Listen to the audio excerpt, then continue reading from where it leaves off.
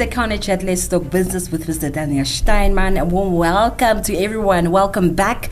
It is our first show, our first program for the year 2026.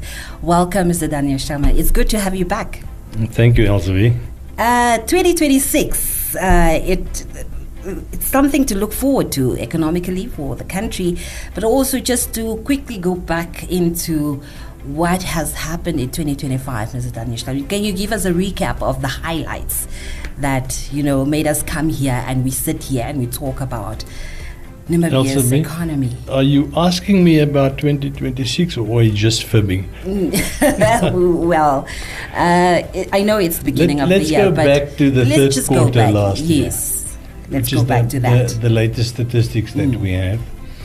And it was a bit of a disappointment when the GDP growth rate came out at 1.9%. Yeah.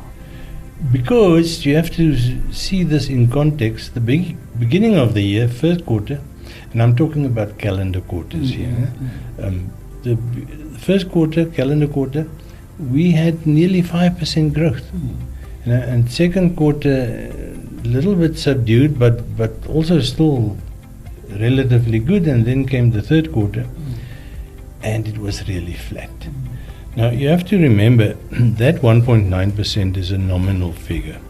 So let's say for the quarter, let's round it off. Let's say 2% growth.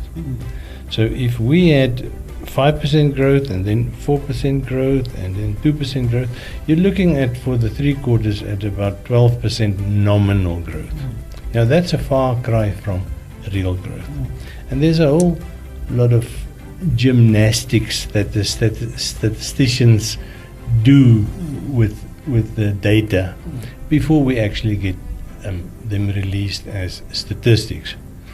But it was a bit of a disappointment. What it tells us is that the economic steam that we had at the beginning of 2025, calendar 2025, that was lost to a large extent in the second half of the year.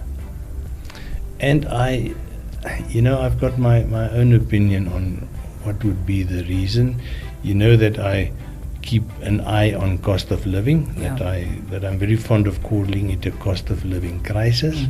That when I look at the increase in prices anywhere in the country, across all industries, all services, I did not notice an abatement in inflation.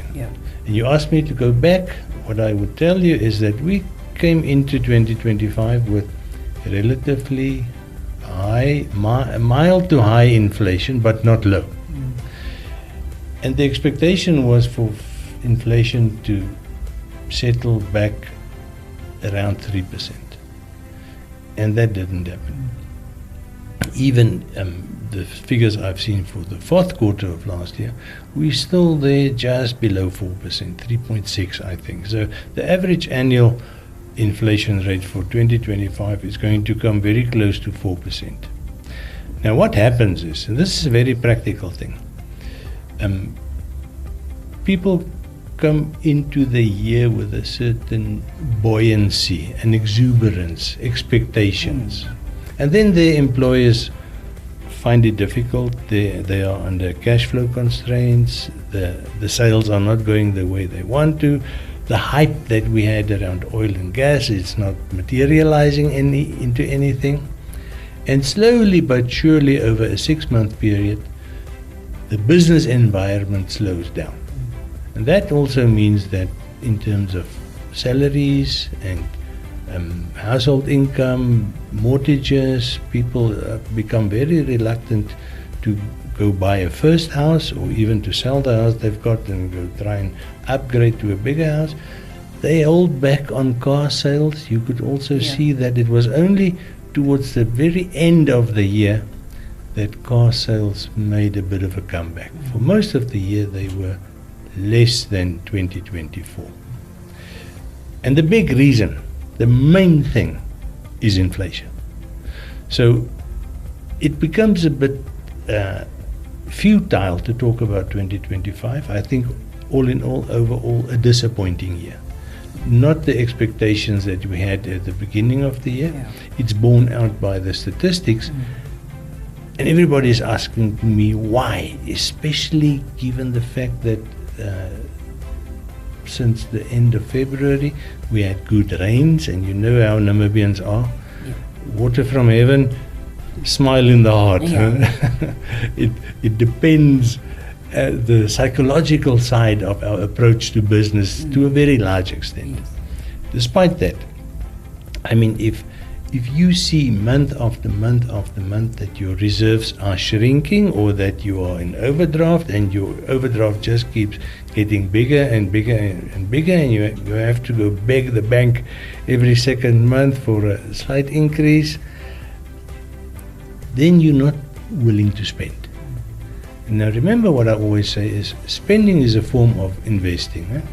In economics we say it can either be investment or it can be consumption, meaning you can build a house or you can eat a pizza.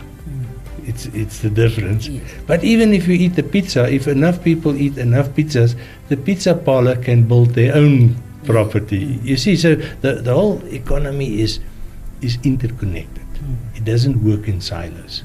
Everything that you and I do, however small it may be, has an effect or a contribution to the bigger picture.